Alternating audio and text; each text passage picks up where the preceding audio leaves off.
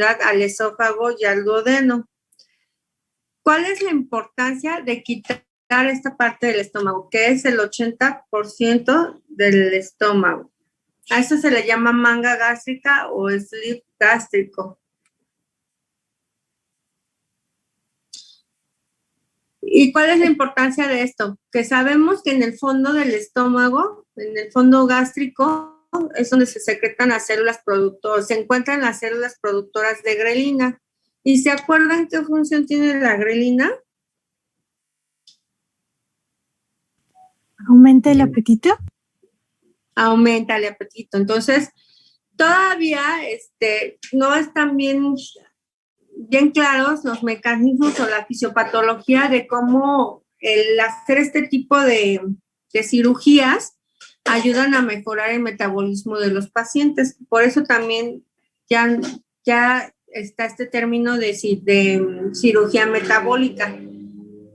Pero bueno, en el paciente obeso, sabemos que nosotros al quitarle las grelinas, disminuimos el apetito. Y por otro lado, las grelinas lo que hacen es echan a andar el gen ahorrador. ¿Alguien ha escuchado hablar del gen ahorrador? No, doctora. No, doctora.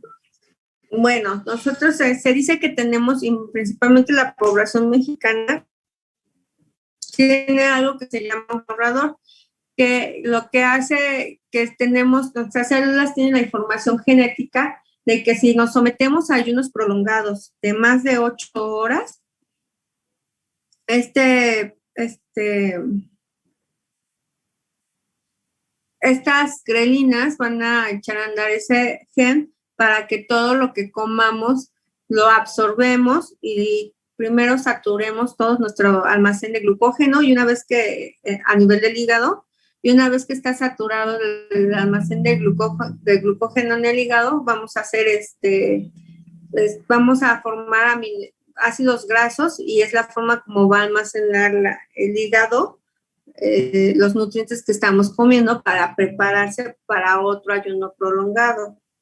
Por eso, hoy por hoy, a pesar de lo que digan los nutriólogos y otras cosas, nosotros como médicos bariatras o cirujanos bariatras principalmente, no estamos a favor de los ayunos intermitentes, ¿no? Porque sabemos precisamente que con el ayuno intermitente va a haber un aumento de la secreción de grelina y con esto va a haber un aumento de depósito de glucógeno y ácidos grasos en el hígado.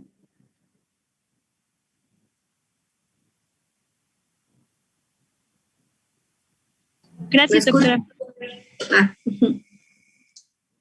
Y bueno,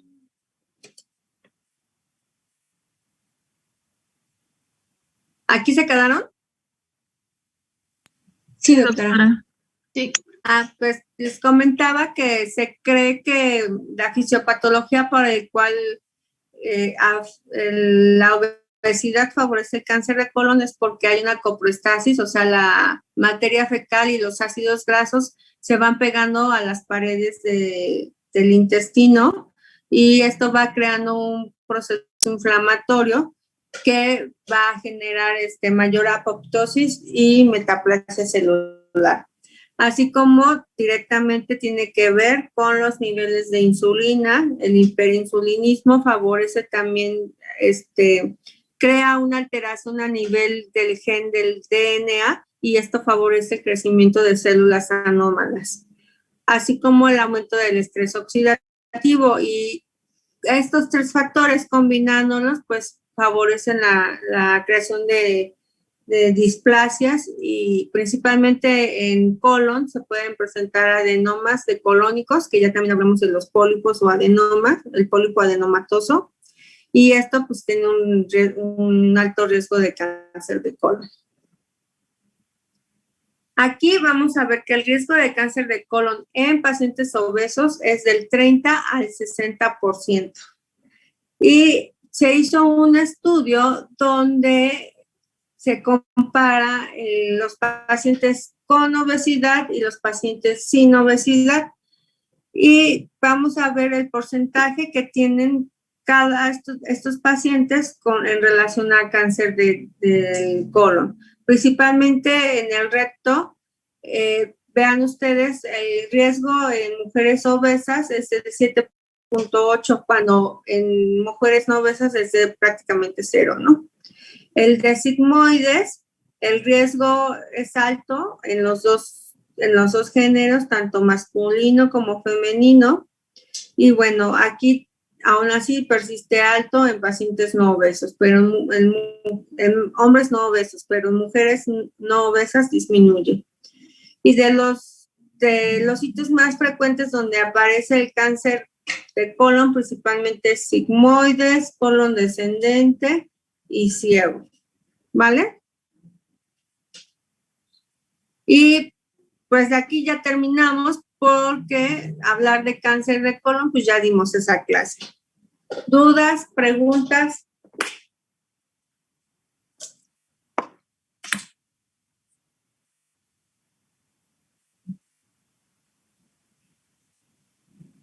¿Lo escuchan o otra vez ya no?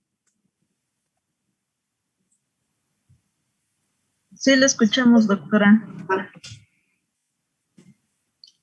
Entonces, pues estas son básicamente las enfermedades que se relacionan con la obesidad, que es el hígado graso no alcohólico, la enfermedad por reflujo gastroesofágico. Bueno, el hígado graso no alcohólico y de forma subsecuente el hepatocarcinoma, porque ya dijimos que el hígado graso, la esteatosis hepática va a evolucionar a una fibrosis hepática, a una cirrosis hepática y a un hepatocarcinoma.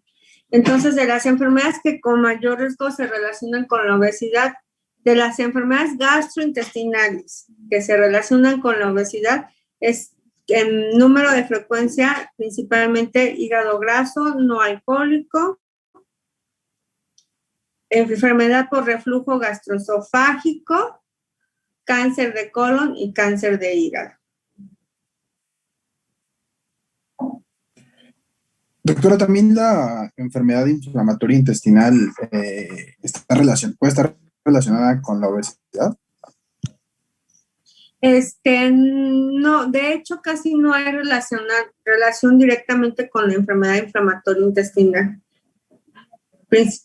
Lo que sí también se ha visto y se ha relacionado, pero en menor número de casos y no está estrechamente ligado, es con enfermedad ulcerosa, úlcera gástrica, úlcera péptica, pero con síndrome inflamatorio intestinal no. Gracias, doctora. ¿Alguna otra duda, pregunta?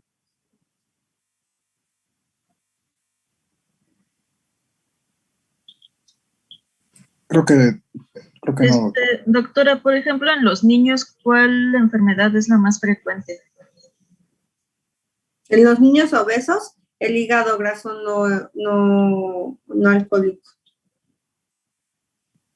Gracias, doctora. De hecho, por ejemplo, actualmente los parámetros, la cirugía bariátrica la tienen muy satanizada, ¿no? Todavía, porque creen que es una cirugía estética y no es una cirugía estética, ¿no? Es una cirugía que va a mejorar la salud del paciente.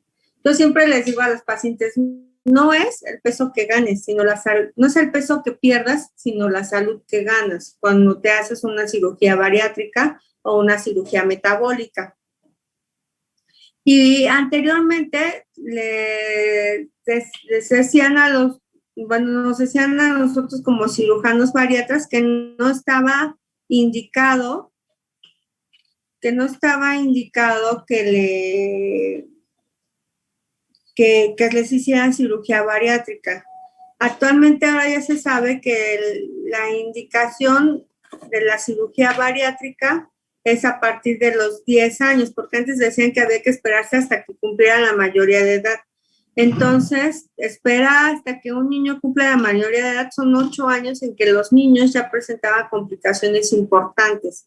Por eso hoy por hoy han cambiado los rangos en cuanto a cirugía bariátrica y ya se pueden hacer en niños más pequeños, porque se ha detectado que los niños obesos tienen mucho de este tipo de complicaciones y entonces son niños que a los 20 años ya tienen una falla hepática importante y a los 30 años una cirrosis hepática.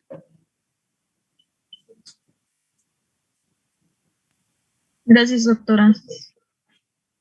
¿Cómo?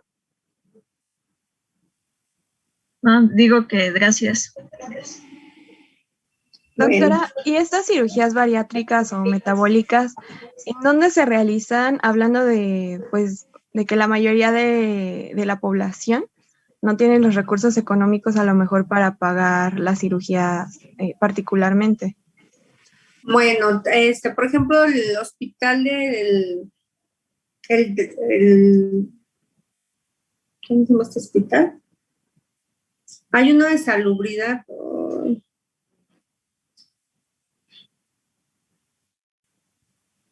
Se me fue el nombre. Bueno, pero por ejemplo, el hospital de Tláhuac, el centro médico de Tláhuac, o no sé cómo se llama ese hospital, no el general, uno que es de tercer nivel, ahí tienen cirugía bariátrica y pueden hacer, y es para pacientes, o sea, no requiere ser derechohabiente de ninguna institución porque son hospitales de salubridad.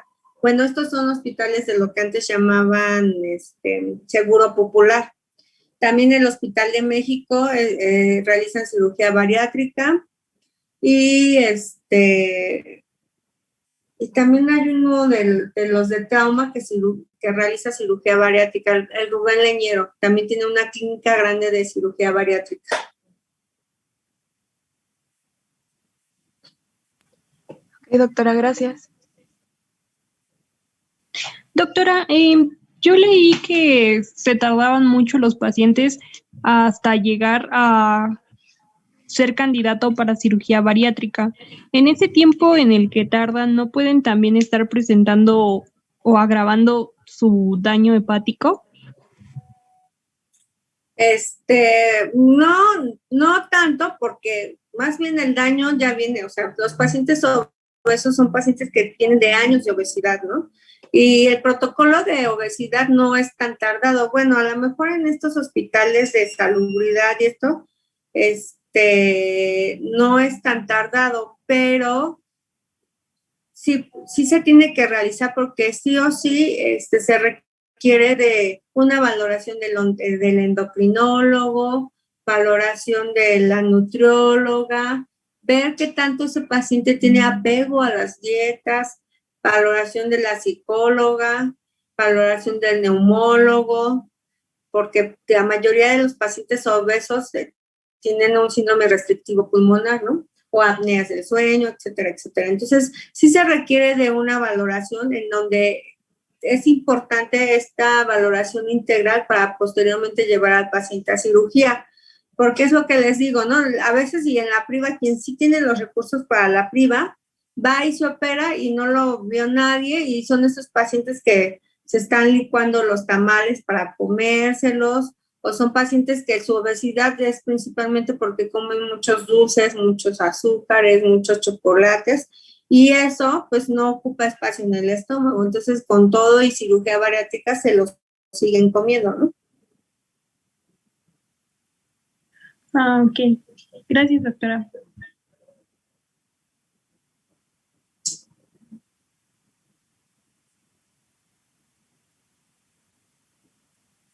Y, bueno, y concluyendo sobre tu pregunta, es que ¿cuánto normalmente se lleva un protocolo prequirúrgico para que el paciente llegue a la cirugía bariátrica en este tipo de instituciones? Yo creo que exageradamente se llevará un año del protocolo prequirúrgico. Entonces, realmente un año contra todos los años que el paciente lleva obeso, no es gran cosa, ¿no? Porque aparte en ese año, no, o sea, ya una vez que entra el paciente a protocolo para cirugía bariátrica, pues lo primero que se le hace, se le manda con la nutrióloga y esos pacientes tienen que bajar de peso si se apegan a la dieta. Y ese es uno de los parámetros más importantes para ver si es candidato o no a la cirugía bariátrica, el apego a las dietas. Y en caso de que no sea candidato porque no se apega a las dietas, ¿qué se les puede hacer? Ahí lo que se hace es una balanza, se pone en una balanza riesgo-beneficio, ¿no?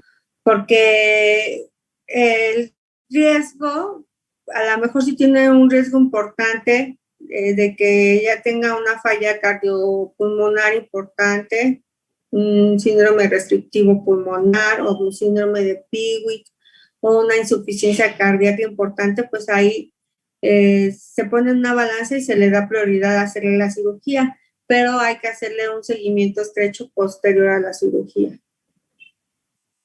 Y si no, pues no se opera. Si no tiene riesgos importantes, pues no se opera, porque sabemos que son pacientes que van a tener reganancia de peso y entonces no va a haber éxito en la cirugía. Gracias, gracias.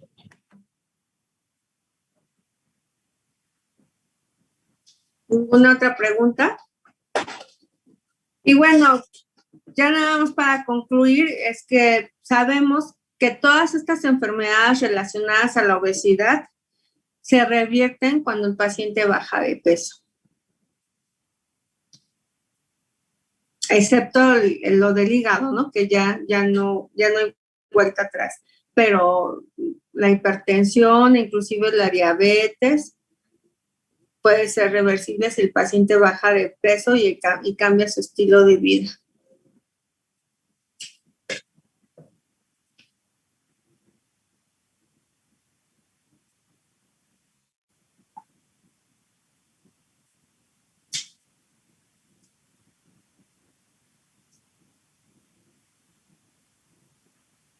¿Alguna otra duda?